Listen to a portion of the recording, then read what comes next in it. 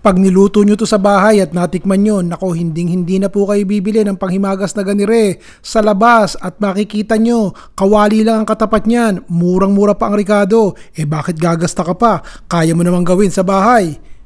Salain po muna natin ang mga Ricardo. Ito po yung 1/4 cup ng harina. 1, 2, 3 kutsara po ng cocoa powder. 1, 2, 3, 4 at kalahati. 4 at kalahating kutsara ng asukal. 1/4 teaspoon po ng baking soda. Ito po ang baking soda. Hindi po baking powder ang gagamitin natin. Baking soda. Salain po natin yan para pinong-pino at hindi bugal-bugal pag kinakain na po natin yung ating matamis. Nakita nyo, may namumuo. Ligisin nyo po at nang sumama lahat at maging pino. Yun ang iniiwasan natin para maganda po ang texture ng inyong matamis. 2 kutsarang tinunaw na mantikilya, butter. 1/4 na tasa po ng gatas, evaporated milk po ang aking ginamit. 1 itlog. Haluin po natin yan hanggang sa matunaw at magkasama-sama ang lahat ng Ricardo. Halo lang po ng halo. Mapapansin nyo po naman parang magiging talagang cake batter siya. Yung iba po naglalagay ng cooking oil, mantika. Ito po'y walang mantika.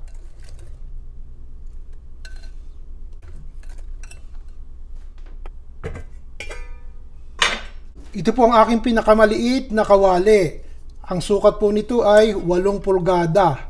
8 pulgada po yan para sabihin sa inyo na maliit lang ang ating gagawing matamis. Lagyan po natin ng mantika para hindi manikit yung ating matamis. At isasaling ko na po, dahan-dahan. Baka matukso kayong kainin dahil lasang matamis na ire. Lutuin po muna natin ha. Kadalasan po kasi kinukuhit ng daliri natin yung mga natitira at nilalasap natin kahit hilaw pa yung itlog. Wag naman. Kalahati lang po ang napuno nitong ating maliit na kawali dahil ito po'y aalsa kapag po niluto natin. Ipakikita ko sa inyo kung gaano po kahina ang apoy na gagamitin natin ha.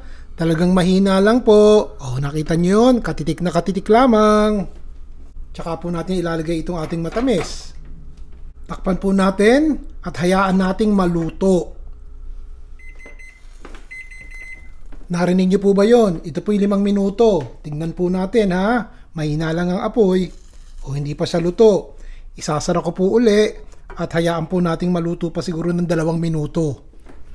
10 minuto ko po itong niluto. Lulubayan ko na. Para sa akin po'y tama na to. Humihiwalay na yung paligid Baka po masunog at malalos. Ayan po.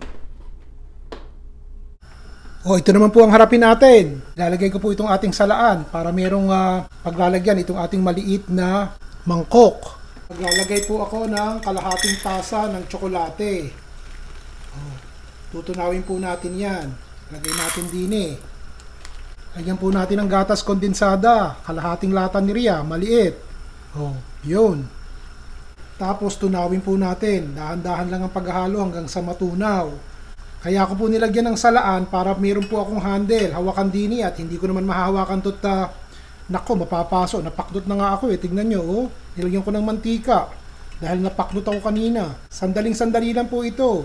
Hindi po natin dapat diretsong pakuluan ito at ilagay sa apoy diretso. Dapat po talaga sa kumukulong tubig.